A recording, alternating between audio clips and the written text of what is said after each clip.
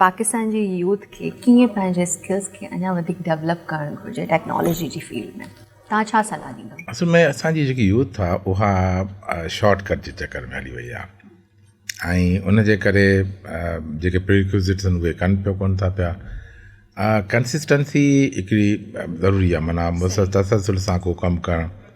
ॾिसो, तव्हां का बि शइ अचीव कंदो तव्हांखे उनजे लाइ स्टेप्स उहे वठिणा पवंदा। ईअं तव्हां चओ त मां अॼु माना मूड थियो आहे त मां सुभाणे प्रोग्राम होस्ट कयां ऐं मां पॉडकास्ट शुरू कयां, ईअं कोन्ह थींदो। तव्हांखे कंहिं न कंहिं प्रोसेस सां गुज़रिणो पवंदो।